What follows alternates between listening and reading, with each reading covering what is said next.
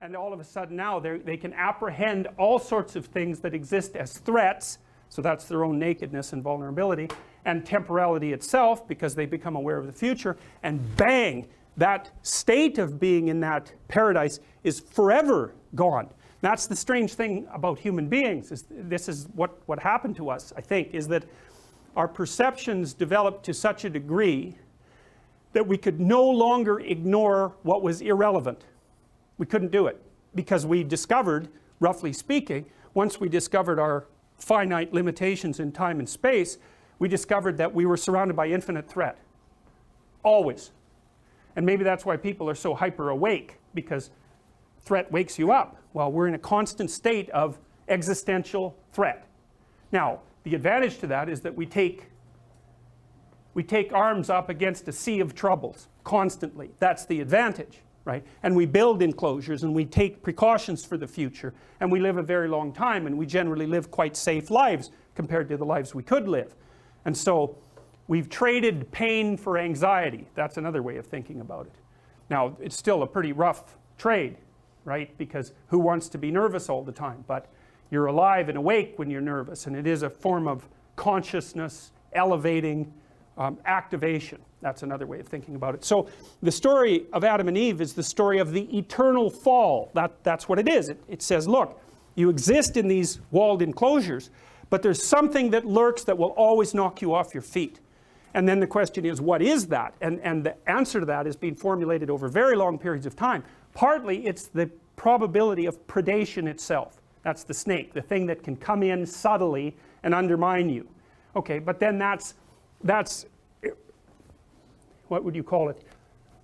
Expanded upward to include the abstract snake, which is that thing that can undermine your conceptual schemes. Right? So you have your actual territory, and then you have your abstract territory. And in your actual territory, there are actual snakes, and in your abstract territory, there are abstract snakes, right? And then the worst snake of all is malevolence. And I think that's technically correct, because one of the things that you view, for example, when you're looking at post-traumatic stress disorder, is that it's almost always the case that someone who suffers from post-traumatic stress disorder, which you might think of as a real life reincarnation of the fall, is that people encounter something malevolent and it breaks them, because it's the worst thing to understand. It's like suffering is one thing, man, that's bad enough. Vulnerability and suffering, that's bad enough.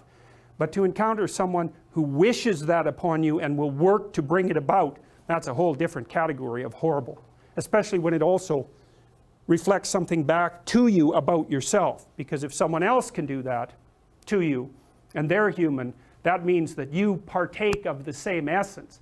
Strangely enough, that's actually the cure to some degree to post-traumatic stress disorder.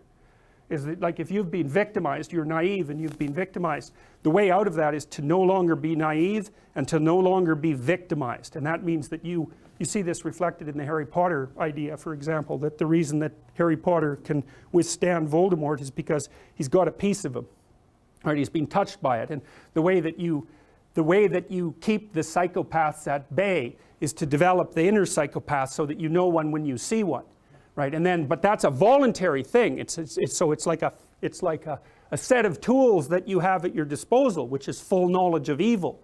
And that does, Nietzsche said, if you look into an abyss for too long, you risk having the abyss gaze back into you, right? The idea is that if you look at something monstrous, you have a tendency to turn into a monster. And people are often very afraid of looking at monstrous things exactly for that reason. And then the question is, well, should you turn into a monster? And the answer to that is, yes, you should.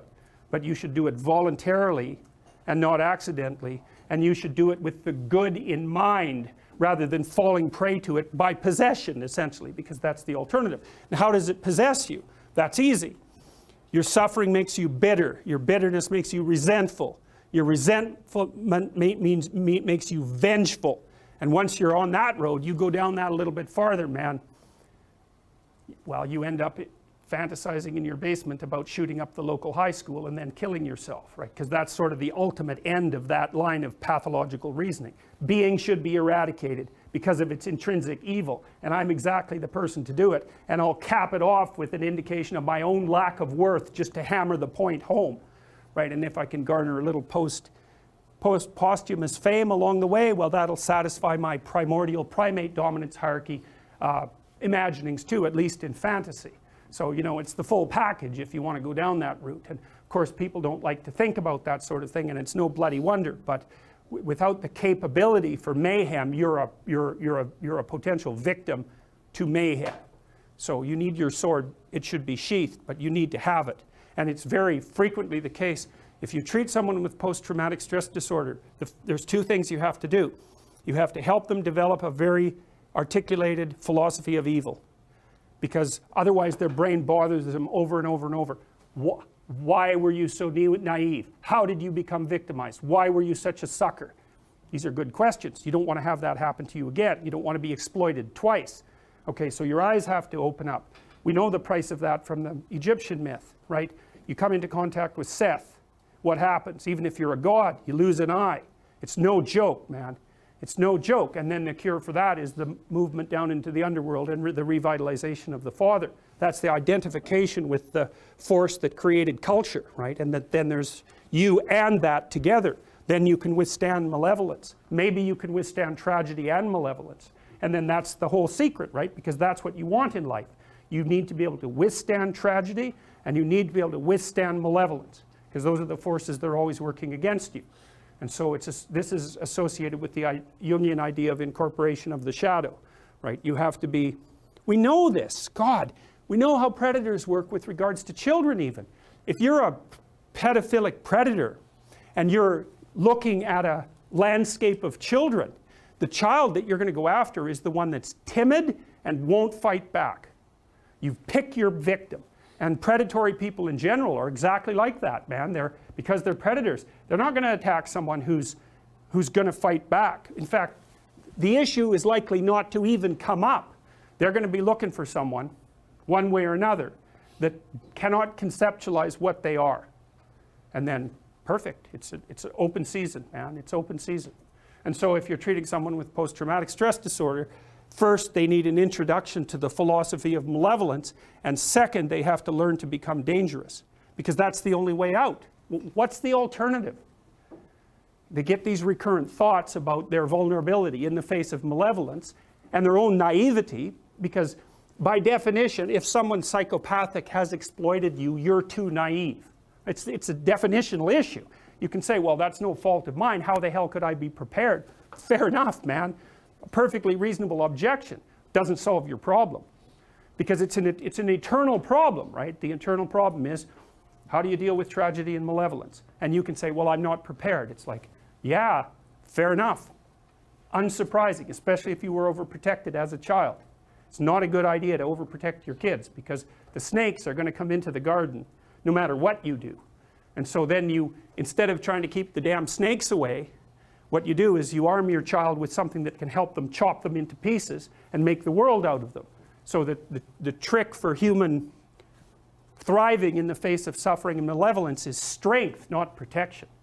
It's a completely different idea. We also know this clinically. We know, for example, that if you treat people with exposure therapy for agoraphobia, which is, roughly speaking, the fear of chaos, I would say, the fear of everything, you don't make them less afraid. You make them braver. It's not the same thing. Because with an agoraphobic, see, what happens to them is the fall. They never conceptualize death and suffering. They're naive, right? It never enters the theater of their imagination, and it's because they're protected from it. But then something happens. This often happens to women in their 40s, because they're the people most likely to develop agoraphobia.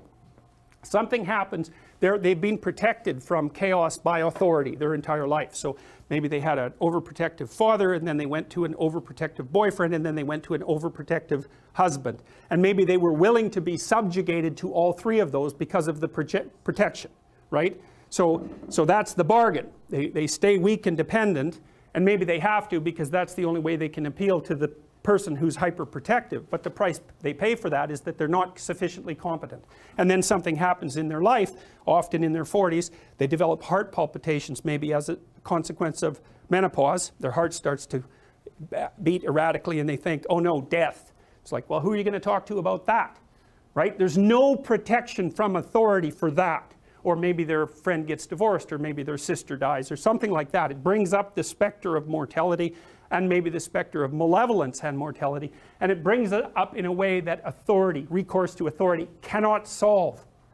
And so then they have panic attacks. What happens? They go out, they get afraid, they feel their heart beating, then they get afraid of their heart beating because they think, oh no, I'm going to die, and they think, oh no, I'm going to die, and I'm going to make a fool of myself while I'm doing it and attract a lot of attention. So the two big fears come up, mortality and social judgment.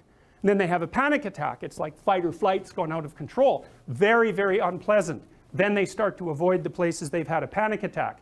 Then they end up not being able to go anywhere. So then Tiamat has come back, right? A huge monster, a little victim. And so what do you do with them? Well, there's no saying, no, there's no Tiamat. That's done, right? Their naivety is over. They've had a direct contact with the threat of mortality and social judgment. They've met the terrible mother and they've met the terrible father. And there's no going back. There's no saying, oh, the world is safe. It's not safe. Not at all. It's not safe. The fact that you think it's safe means that you were living in an unconscious bubble that was sort of provided to you by your culture. It's a gift. And now that's been shattered. And so now what do you do? Well, the answer is you retreat until you're in your house and there's nowhere you can go. You're the ultimate frozen rabbit, right? And your life is hell because you can't function. The alternative is, let's take apart the things you're afraid of. Let's expose you to them, carefully and programmatically. And then you'll learn that you're actually tougher than you think. You never knew that. And maybe you didn't want to take on the responsibility because, people play a role in their own demise, so to speak. When you had opportunity to go out and explore or withdraw because you were afraid, you chose to withdraw because you were afraid. So it's not only that you were overprotected often, it's that you were willing to take advantage of the fact that you were overprotected and run back there whenever you had the opportunity. So maybe you're a kid in the playground, right, and you're having some trouble with other kids, and in the back of your mind, I should deal with this myself, but you go and tell your mom and get her to intervene. And you know that that's not right. You know that you're breaking the social contract, but it's easier, and so that's what you do. You run off to an authority figure and hide behind the great father, right, roughly speaking. Well, the problem with that is you don't learn how to do it yourself. So then you have to relearn it painfully when you're 40. So then you take people out. You say, well, what are you afraid of? Rank it from 1 to 10. So 10 is, we'll make a list of 10 things you're afraid of. The thing you're least afraid of we'll call number 10. So we'll start with that. Okay, well, I'm afraid of elevators. Okay, well, let's look at a picture of an elevator. Let's have you imagine being in an elevator. Let's go out to an elevator and let you watch the terrible jaws of death open, because that's how you're responding to it symbolically, right? And you're going to do that at the closest proximity you can manage. You find out, you go do that, it works. You're nervous as hell, especially from an anticipatory perspective. Shaking.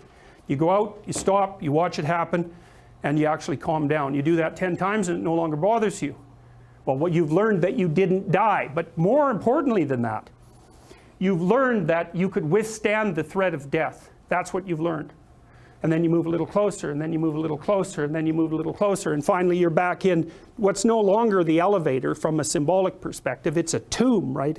It's a place of enclosure and isolation. And you learn, turns out I can withstand that. And then you're much more together, much more confident.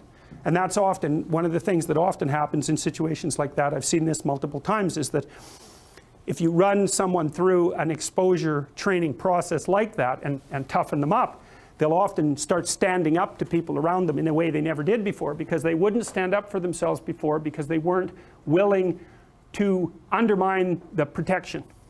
See, if you're protecting me, I can't bother you because I can't afford to forsake your protection. So if I'm going to play that game, I'm going to hide behind you, then I can't challenge you. So that's no good, because that's sometimes why people, you see this with guys very frequently, they're still deathly afraid of their father's judgment when they're in their 30s or 40s. It's like, well, why? No, because they still want to believe that there's someone out there that knows. And so they're willing to accept the subjugation because it doesn't force them to challenge the idea that there's someone out there that knows. Because that's the advantage of having your father as a judge, right? Because he knows. Well, what if he doesn't? What if no one knows any better than you?